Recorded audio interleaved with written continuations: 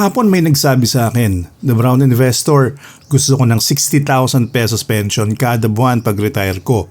Posible ba yan sa Pilipinas? At sa totoo lang, kapag narinig natin ng salitang pension, karamihan sa atin ang iniisip 5,000, 8,000 o kung siniswerte 15,000 pesos kada buwan. Pero paano kung sabihin kong may mga retirees na tumatanggap ng mahigit 60,000 pesos buwan-buwan? Totoo ba ito? O isa lang itong retirement myth?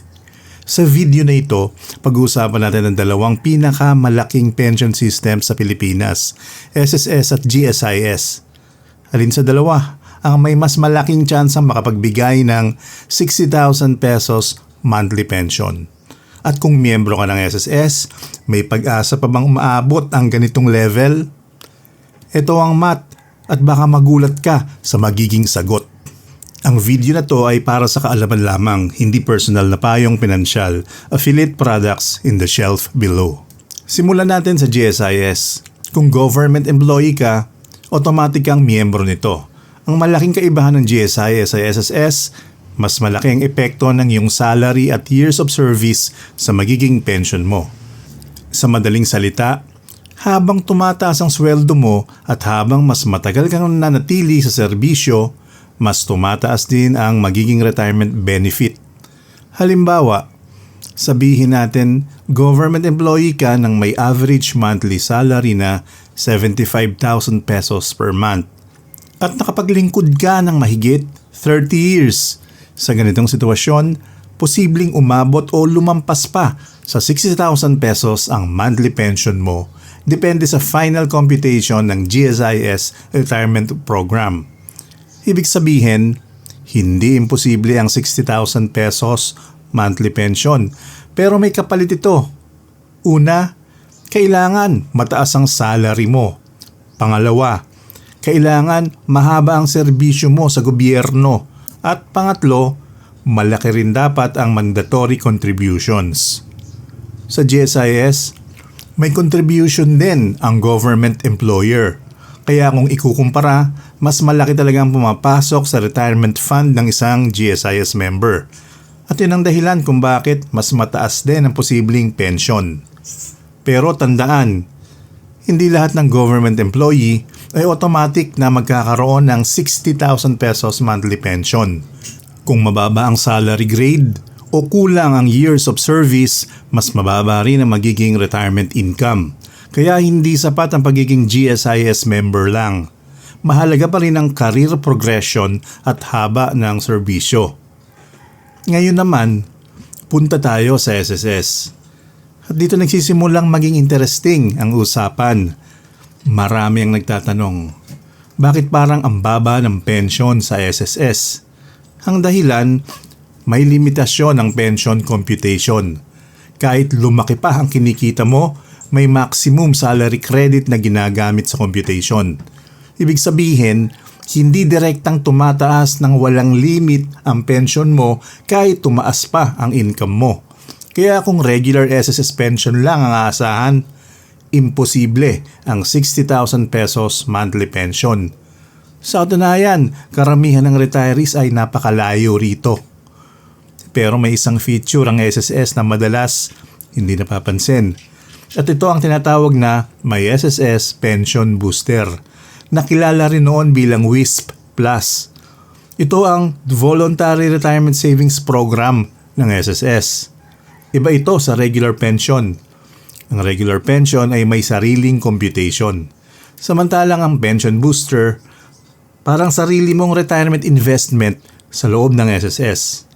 Habang naguhulog ka, lumalaki rin ang ipon mo depende sa investment performance ng fund. Kung OFW ka, self-employed o voluntary member, isa ito sa pinakamalalaking paraan para madagdagan ang retirement income mo. Ngayon, kaya ba nitong gawing 60,000 ang pension mo? Hindi eksakto. Mas tamang sabihin, ito ang maaaring magsilbing supplement sa regular SSS pension. Halimbawa, kung ang regular pension mo ay nasa 20,000 pesos per month, at meron kang malaking naipon sa pension booster, maaaring gamitin ang naipon para magkaroon ka ng dagdag na buwan ng income sa retirement. Sa madaling salita, hindi nito binabago ang formula ng regular pension, pero pinapalaki nito ang kabuuang retirement income mo. At para sa maraming OFWs, ito ang mas realistic na strategy kaysa umasa lang sa regular SSS pension. Ngayon, ihambing natin sila. Una sa contribution. Sa GSIS, mas malaki ang mandatory deductions. Pero kapalit nito, mas mataas din ang potential pension. Sa SSS, mas maliit ang mandatory contribution, pero mas limitado rin na magiging pension. Ikalawa, lump sum options. Parehong may option ang GSIS at SSS, depende sa qualification ng miyembro. May mga retirees na tumatanggap muna ng lump sum bago magsimula ang monthly pension. Sa GSIS, may mga retirement packages na nagbibigay ng mas malaking advance benefits depende sa retirement law na sakop mo.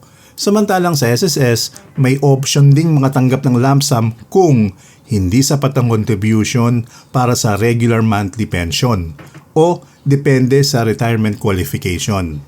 Ikatlo, benefits para sa pamilya. Parehong may survivorship benefits ang GSIS at SSS. Kung pumanaw ang pensioner, may mga benepisyo pa ring matatanggap ang legal beneficiaries. Pero magkaiba ang rules at computation ng bawat sistema. Kaya mahalagang alamin ang coverage bago pa dumating ang retirement. At panghuli, isang batas na madalas nakakalimutan, ang Portability Law o RA 7699. Kung dati kang nasa private sector at lumipat ka sa government o kabaliktaran, hindi ibig sabihin na masasayang ang mga naunang hulog mo. Sa ilalim ng batas na ito, maaaring pagsamahin ng credited years mula sa SSS at GSIS para makatulong sa pag-qualify sa retirement benefits. Basta tutugunan ang mga requirements ng batas. Napakahalaga nitong malaman, lalo na kung ilang beses ka nang lumipat ng trabaho. Ngayon, balikan natin ang tanong. Kaya ba ang 60,000 monthly pension? Kung GSIS, oo. Posible, pero kadalasan para ito sa mga government employees na may mataas na salary at mahabang years of service. Kung SSS naman, regular pension lang, imposibleng maabot ang 60,000 pesos monthly pension gamit lang ang regular pension computation. Pero hindi ibig sabihin nito na maliit na ang retirement mo.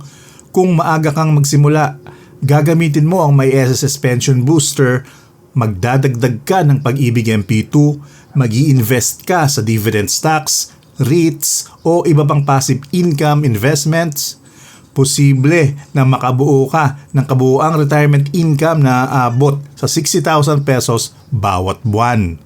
At ito ang pinakamahalagang lesson. Huwag umasa sa iisang pension system lamang. Isipin mo ang pension bilang isang paa ng mesa. Kapag isa lang ang sandalan, madaling bumagsak. Pero kung marami kang sources ng retirement income, mas matatag ang kinabukasan mo. Kaya habang nagtatrabaho ka pa, tanungin mo ang sarili mo. Kung magre-retire ako bukas, sapat ba ang magiging pension ko? Kung hindi, may oras ka pa para gumawa ng paraan. At yun ang pinakamagandang investment na maaari mong simulan ngayon. Kung may natutunan ka sa video na to, huwag kalimutang i-like at i-share para mas marami pang Pilipino ang magiging handa sa retirement. At gusto kong marinig ang opinion mo. Magkano ang target mong monthly pension pagdating ng retirement? Comment mo sa baba at pag-usapan natin.